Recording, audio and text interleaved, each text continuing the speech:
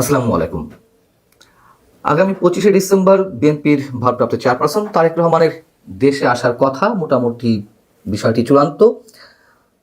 এবার হয়তো তিনি সত্যি আসবেন, যদিও গুঞ্জন রয়েছে শেষমেশ তিনি আসতে পারবেন না, এবং সেই জায়গা থেকে অনেক ধরনের খেলা শুরু হয়ে গেছে তার আশাটা, দেশে ফেরাটা আটকানোর জন্য। এর আগে আপনাদেরকে জানিয়েছিলাম যে তারেক রহমানের জন্য জীবনের যে ঝুঁকি রয়েছে, তার নিরাপত্তার জন্য ভারত এবং যুক্তরাষ্ট্রের সিগন্যালটা খুব প্রয়োজন, এবং ইউরোপের একটি দেশের মাধ্যমে বাংলাদেশের উগ্রবাদী একটি গোষ্ঠী তার জন্য হুমকি হয়ে আছে। আর যার কারণেই ডক্টর ইউনূস সরকারের উপরে নিরাপত্তার ক্ষেত্রে তিনি আস্থা রাখতে পারছিলেন না, বিধায় যুক্তরাষ্ট্র এবং ভারতের পক্ষ থেকে তার নিরাপত্তার বিষয়টি এনশিওর করাটা খুব বেশি প্রয়োজন ছিল। আমি এমনটাই বলেছিলাম, এবং যতদূর জানা গেছে যে এই দুই রাষ্ট্রের একটি জায়গা থেকে মোটামুটি তার নিরাপত্তার বিষয়টি নিশ্চয়তা দেওয়া হয়েছে।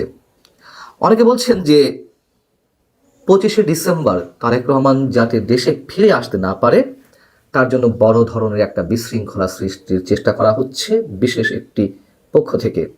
খুব স্বাভাবিক, কারণটি হচ্ছে তারেক রহমান যদি সত্যি সত্যি দেশে ফিরে আসেন তাহলে পুরো বাংলাদেশের নিয়ন্ত্রণ বিএনপির হাতে চলে যাবে, তারেক রহমানের হাতে চলে যাবে। সেই ভয়, সেই আতঙ্ক থেকে উগ্রবাদী সাম্প্রদায়িক গোষ্ঠীর কোনোভাবেই এটি চাওয়ার কথা নয় যে তিনি দেশে ফিরে আসুন। এটা তো ওপেন সিক্রেট। জামাতে ইসলামের এই মুহূর্তে প্রধান শত্রু বিএনপি। বিএনপিকে যেভাবে নানানভাবে বিভিন্ন ক্ষেত্রে অভিযুক্ত করা হচ্ছে, কুৎসিত ভাষায় বিএনপিকে আক্রমণ করা হচ্ছে, শুধু জামাত নয়, জামাতে মনোভাবাপন্ন এনসিপি সহ আরো বেশ কয়েকটি দল এখন বিএনপিকে টার্গেট করেছে। আওয়ামী লীগ তো মাঠে নেই, সেই জায়গা থেকে এখন বিএনপি তাদের মূল শত্রু। বিএনপিও অনেক ধৈর্য দেখিয়েছে, ধৈর্য ধারণের পরে শেষমেশ এসে বিএনপিও আক্রমণ করা শুরু করেছে জামাতকে, এবং ইতিহাসের জায়গা থেকে 71-এ জামাতের কি ভূমিকা ছিল, যুদ্ধাপরাধের ক্ষেত্রে কোন কোন ব্যক্তির বা কোন কোন দলের ভূমিকা কি ছিল, সেসব মোটামুটি তুলে ধরা হচ্ছে বিএনপির বিভিন্ন পর্যায়ের শীর্ষ নেতৃত্বের জায়গা থেকে, এবং কারা দেশের মূল শত্রু হিসেবে নিজেদের পরিচয় তুলে ধরেছে সেটিও স্পষ্ট করা হচ্ছে খোদ তারেক রহমানের পক্ষ থেকে। এই কথাগুলো এই কারণেই বললাম, জামায়াতের আমির ডক্টর শফিকুর রহমান তিনি হঠাৎ করেই লন্ডনে গেছেন। তার এই লন্ডন সফর কেন, কি উদ্দেশ্যে? জামায়াতের পক্ষ থেকে বলা হচ্ছে যে যুক্তরাজ্য সরকারের একটি প্রতিনিধি দলের সঙ্গে পূর্ব নির্ধারিত বৈঠক রয়েছে, সেই বৈঠকে অংশগ্রহণের জন্যই তিনি সেখানে গেছেন, এবং এর পরবর্তীতে তিনি সৌদি আরবে যাবেন উমরাহ পালন করতে।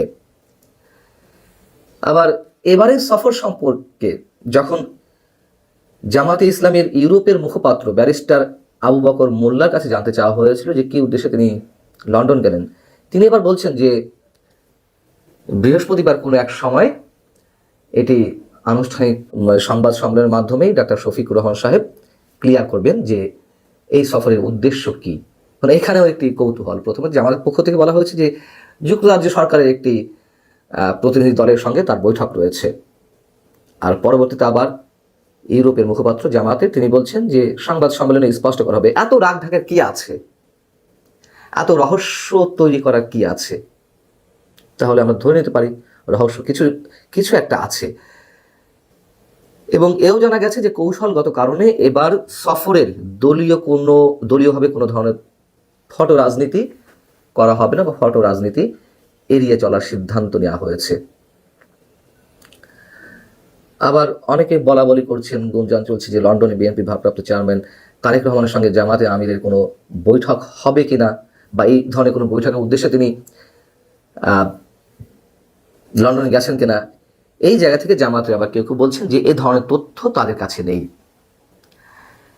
তার মানে যদি সত্যি এ ধরনের কোনো সম্ভাবনা না থাকতো তাহলে একবারে উড়িয়ে দিত। অনেকে সেই জায়গা থেকে ধরে নিচ্ছেন যে তারেক রহমানের সঙ্গে অতএব কোনো ধরনের বৈঠক হলে হতেও পারে। প্রশ্ন হচ্ছে যে জামায়াতের আমিরের সঙ্গে যদি তারেক রহমানের কোনো ধরনের কোনো বৈঠক হয়েই থাকে বা হওয়ার সম্ভাবনা থাকে, তাহলে কি আলোচনা হতে পারে সেখানে? নির্বাচন ছাড়া তো আর কোনো ধরনের কোনো কিছু আলোচনা হবে না। সেই আলোচনাতে তাহলে কোন বিষয়গুলো আসবে? আবারও সেই আসন সমঝোতার, নাকি অন্য কোনো বিষয়? নির্বাচন পিছিয়ে দেওয়ার নানান ধরনের ষড়যন্ত্র তো নানান পক্ষ থেকে রয়েছে। আওয়ামী লীগ যেমন ঘোষণা দিয়ে রেখেছে যে ফেব্রুয়ারি নির্বাচন তারা প্রতিহত করবে যদি আওয়ামী লীগকে নির্বাচন অংশগ্রহণের সুযোগ না দেওয়া হয়। আবার যারা নির্বাচন বলে বুলি আওড়াচ্ছেন,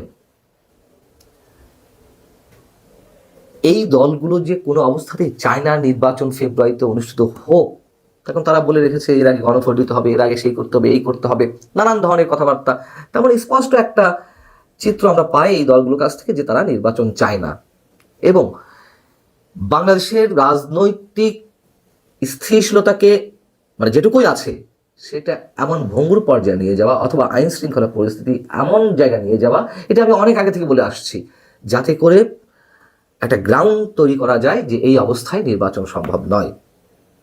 এইসব জায়গায় মানে এই বিষয়গুলো মাথায় রেখে তারেক রহমানের সঙ্গে নির্বাচন পিছিয়ে দেওয়ার ক্ষেত্রে কোনো আলোচনা হবে, নাকি ফেব্রুয়ারিতে নির্বাচন আটকানো সম্ভব নয় যদি তারা এটি মনে প্রাণে বিশ্বাস করে, তারা যদি ধরে নেয়, সেক্ষেত্রে আসন সমঝোতার কোনো আলোচনা হবে? এর আগে আপনাদের জানিয়েছিলাম, আরো বেশ আগে, মোটামুটি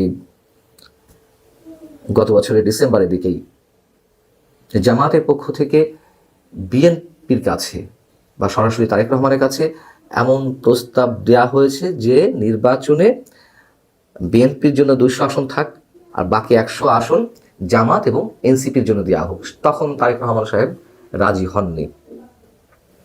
এবারও যদি সে ধরনের কোনো প্রস্তাব দেওয়া হয়, যদি দেওয়া হয়, নিশ্চয়ই তারেক রহমান সেটি প্রত্যাখ্যান করবেন, এমনটাই বিশ্বাস অনেকের। ভালো থাকুন সবাই, আল্লাহ হাফেজ।